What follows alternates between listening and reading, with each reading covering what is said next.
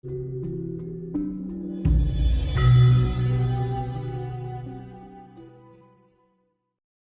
cara sini.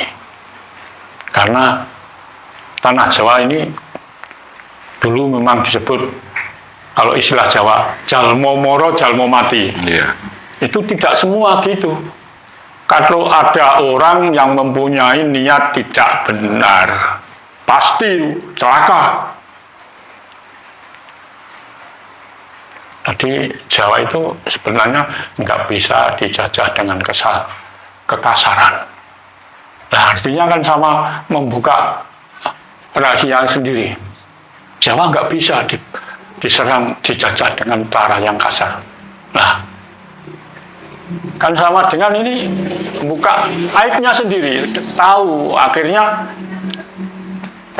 dirayu aja. Nah, setelah tukar pengalaman ini akhirnya Syekh Abdul Jalil mengikuti apa yang disarankan yang Said, yang Raden Said. Setelah itu baru menemukan. Makanya selamanya kenapa nggak bisa menemukan apa yang dicari. Nah, makanya sampai sekarang itu sebetulnya ajaran Islam yang murni, ajaran Islam yang murni, yang tidak dipengaruhi dengan macam-macam politik misalnya, sebetulnya ada kesamaan. Makanya di waktu tahun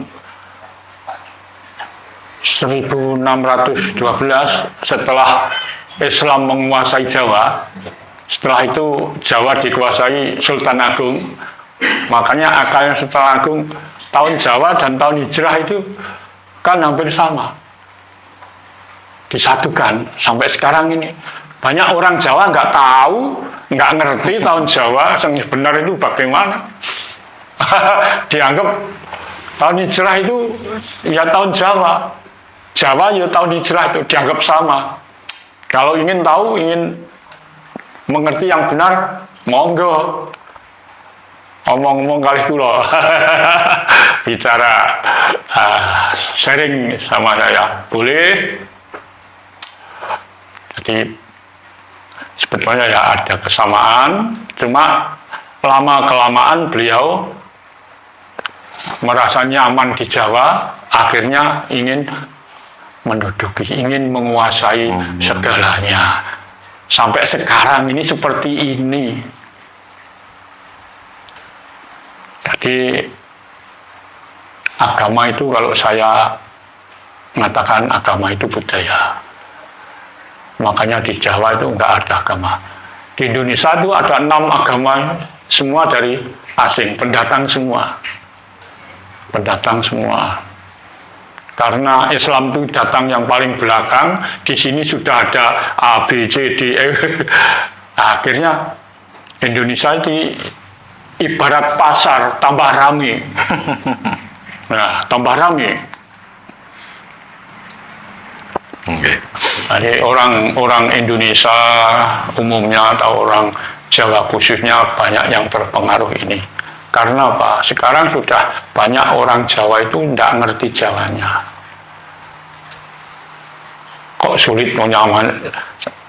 Sekarang yang banyak itu ya promosi banyak. Orang Jawa nggak pernah mengatakan kalau kamu itu nih besok dapat ganjaran naik surga loh. Semua itu kekuasaan Tuhan, manusia nggak ada apa yang dihendaki Tuhan. Kok bisa mengatakan akhirat? Nasibnya sendiri aja nggak tahu kok. Akhirat itu bukan harapan manusia. Tapi sedikit saja saya ngerti. Tapi masalah nasib bukan manusia yang menentukan. Ayo, kalau ingin ngomong 4 mata sama saya, silahkan. Saya siap kok. Saya siap didatangi, saya siap diundang. Asal menuju kebenaran. Benar itu nomor 1, Pak. Hidup di dunia bersama antar bangsa. Makanya sudah pas, cocok.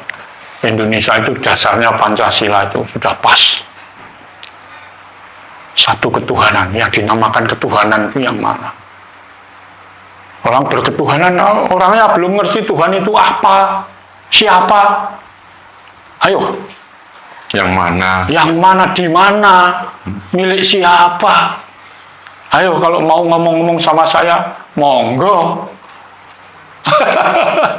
Ini loh banyak orang. Sekarang bangsa kita ya, khususnya orang Jawa ini banyak yang kecolongan. Nggak perlulah, gak peduli, yang penting koncone akeh. Nah, iya. Ini tentang pengayat yang ada di Indonesia, kurang lebih dari sekian banyaknya yang ratusan juta, 300 juta ya penduduk Indonesia itu mungkin hanya 1 atau 2% ya. penghayat yang ada di Indonesia. Penghayat itu ya dari lokal, dari Jawa, dari Sumatera, ya, Sulawesi dan Indonesia ya, dan sebagainya. Apakah Mbak Harjo punya pandangan nanti bahwa kedepannya itu ajaran-ajaran lokal Nusantara di Indonesia ini akan berjaya? Melihat sekarang kan hanya minoritas, ya. Sedangkan 6 agama itu menguasai dari negara kita. Dari segi kuantitas jumlahnya sangat besar sekali. Gitu Mbak. Apakah Mbak Harjo nanti punya pandangan ke depannya kayak apa? Apakah bisa istilahnya berjaya ajaran nasional, ajaran Nusantara lokal? Monggo. 100% saya percaya, tapi ada syaratnya. 100% saya percaya nanti bakal kembali semula, tapi ada syaratnya. Syaratnya hanya satu. Siapa? Pemerintah. Nah, sekarang ini saya masih bingung. Yang disebut pemerintah itu siapa ya? Kalau disebut pemerintah itu presiden, ternyata kalau ada masalah yang memutuskan ya bukan presiden. Apa pemerintah itu DPR? Ya bukan. Apa pemerintah itu hakim, jaksa? Ya bukan.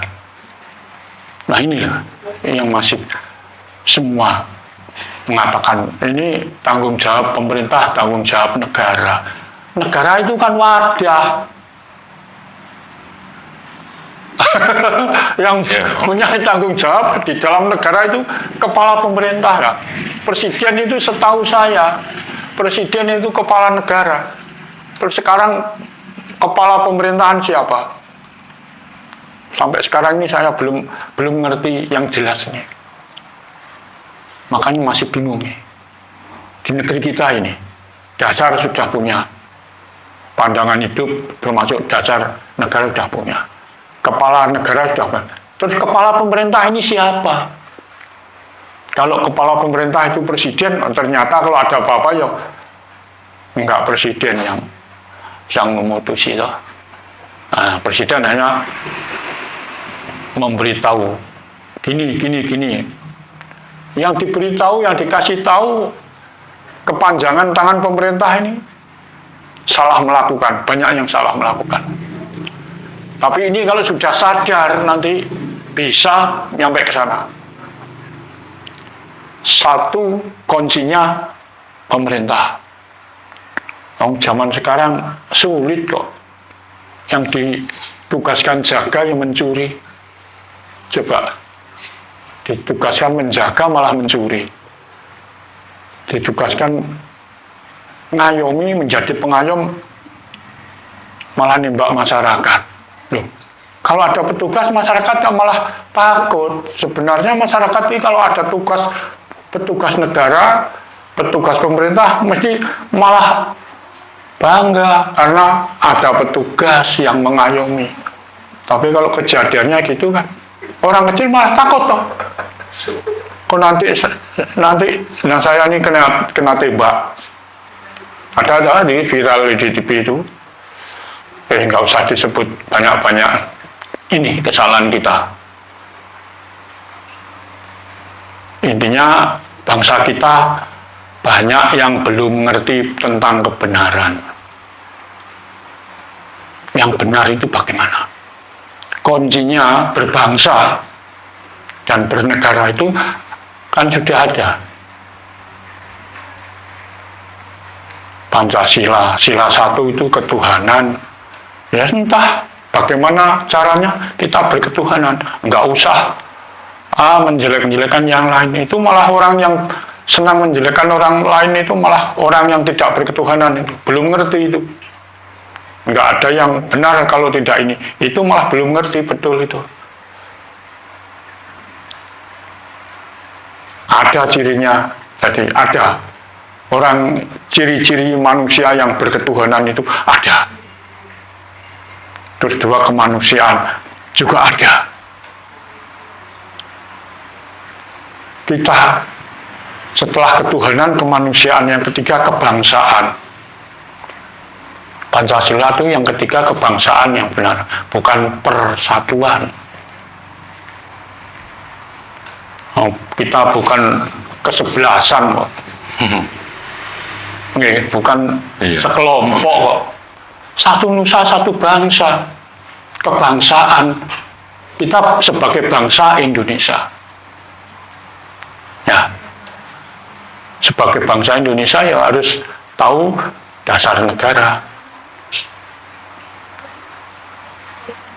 Ya harus mempertahankan kepribadian bangsa, disiplin, dan harus serius berantas kejahatan berbentuk apa saja, dan harus yang tidak kalah penting harus ngayomi orang yang lemah tapi orang yang benar, orang yang lemah yang benar itu. Jangan kok yang disenangi aja. Ini PR kita sebagai bangsa Indonesia masih banyak ini. Tapi ya kemungkinan ini proses. Karena saya sudah menerima bangsa kita bisa menjadi merdeka lahir batin itu tahun kapan? Ya sekali lagi bukan saya sombong, tapi ini sudah menerima ya. Tahun ini nanti. Entah bulannya bulan berapa, tapi tahun ini nanti. Ini loh tahunnya. Nah, jadi itulah sebetulnya orang-orang yang beradab, bukan biadab. Menjadilah orang beradab.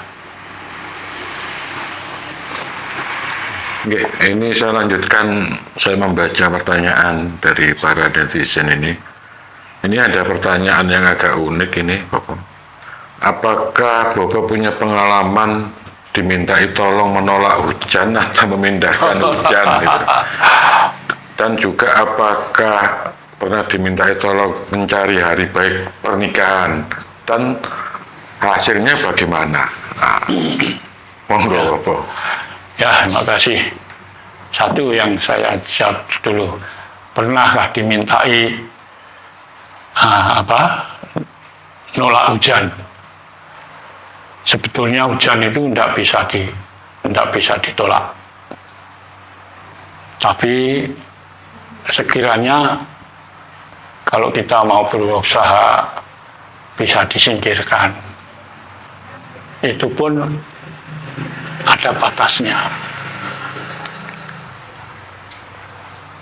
Sepandai-pandainya manusia, akal manusia tidak akan di atas kekuasaan Tuhan.